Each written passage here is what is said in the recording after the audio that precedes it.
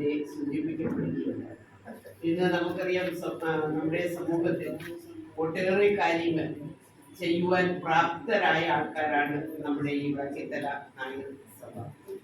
നമുക്കറിയാം അവർ തന്നെയാണ് പണ്ട് നമ്മുടെ രാജാക്കന്മാരുടെ കാലഘട്ടങ്ങളിൽ ആ രാജാക്കന്മാരുടെ ഒപ്പം നിന്ന് പ്രവർത്തിക്കുവാൻ അവർക്ക് അന്ന് സാധിച്ചിട്ടുണ്ട് എന്നുള്ളത് നമുക്ക് നല്ലതുപോലെ അറിയാം. അന്ന് എനിക്ക് തോന്നുന്നു വൈദ്യ കുടുംബം എന്ന തരത്തിലേക്കൊക്കെ ഇവരെ ആദരിക്കപ്പെടുവാനും അവരെയൊക്കെ രാജാവിൻ്റെ ചിട്ടയ്ക്കനുസരിച്ച് ഇവരെയെല്ലാം ആ കാലഘട്ടത്തിൽ കൊണ്ടുപോകാനും കഴിഞ്ഞിട്ടുണ്ട് എന്നുള്ളതാണ് ഇതിലൂടെ കാണുവാൻ സാധിക്കുന്നത് എന്നുള്ളത് യാഥാർത്ഥ്യമാണ്. നമുക്കറിയാം അന്ന് മുതൽ ഇന്ന് വരെയുള്ള ചരിത്രങ്ങൾ എടുത്ത് പരിശോധിച്ചാൽ എനിക്ക് തോന്നുന്നു ഒരുപക്ഷെ പിന്നോക്ക ജനവിഭാഗങ്ങളിൽ പെടുത്താത്ത അല്ലേ ഒരു വിഭാഗം കൂടിയാണ്. ഊരുണ്ടാകും, ഞാൻ കണ്ടില്ലായിരുന്നു. അങ്ങനെയുള്ള ഒരു വിഭാഗം കൂടിയാണ് ഇത് എന്നുള്ളതാണ് മനസ്സിലാക്കുവാൻ സാധിച്ചിട്ടുള്ളത്. അപ്പൊ അത്തരത്തിലുള്ള ഈ ആൾക്കാർക്ക് എനിക്ക് തോന്നുന്നു ഒട്ടേറെ കാര്യങ്ങൾ എനിക്ക് തോന്നുന്നു പലപ്പോഴും നമുക്കറിയാം പിന്നോക്ക ജനവിഭാഗങ്ങളിൽപ്പെടുന്ന ആൾക്കാർക്കാണ് പലപ്പോഴും പല വിധത്തിലുള്ള ധനസഹായങ്ങൾ കിട്ടുന്നത് എന്നുള്ളത് നമുക്ക് നല്ലതുപോലെ അറിയാം. എന്നാൽ ഈ വിഭാഗത്തിനെ അക്കൂട്ടത്തിൽ പെടുത്തില്ല എന്നുള്ളതാണ്, അല്ലയോ?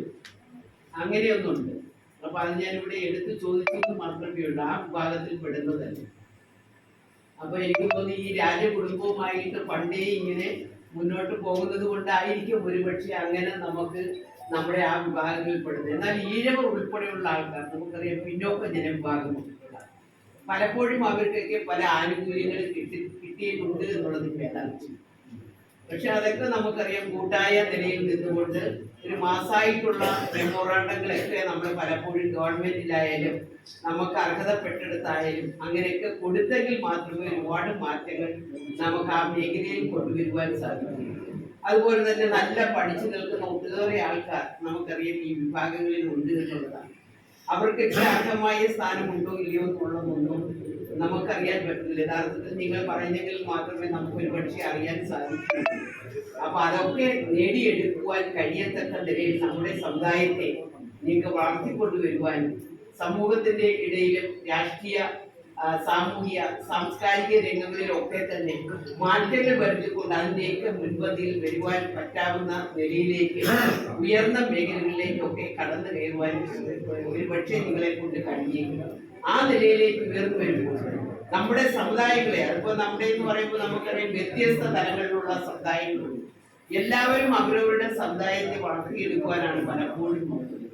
അത് നമുക്കറിയാം. നായർ സഭ എടുത്ത് പരിശോധിച്ചാൽ ഈഴവ സഭകൾ SNDP ഉൾപ്പെടെ എടുത്ത് പരിശോധിച്ചു കഴിഞ്ഞാൽ NSS പരിശോധിച്ചു കഴിഞ്ഞാൽ അങ്ങനെയുള്ള ഓരോ വിഭാഗങ്ങളും അവരൊക്കെ അതാത് പ്രദേശങ്ങളിൽ അവരെ സംഘടിപ്പിച്ചു കൊണ്ടുവരുവാനും അവർക്ക് നേടിയെടുക്കുവാൻ പറ്റാവുന്നതെല്ലാം നേടിയെടുക്കുന്ന താല്പര്യം.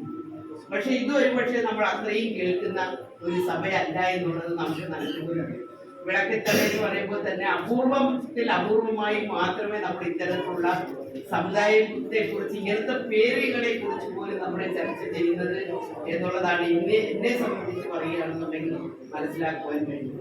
ഞാനും ആദ്യത്തെ ഒരു പരിപാടിക്കാണ് ഇവിടെ ഇന്ന് വിളിച്ചപ്പോൾ ഇവിടെ എത്തിച്ചേരുവാൻ സാധിച്ചത് എന്നുള്ളത് ഞാൻ നിങ്ങളുടെ മുമ്പിൽ എടുത്തു പറയുകയാണ്.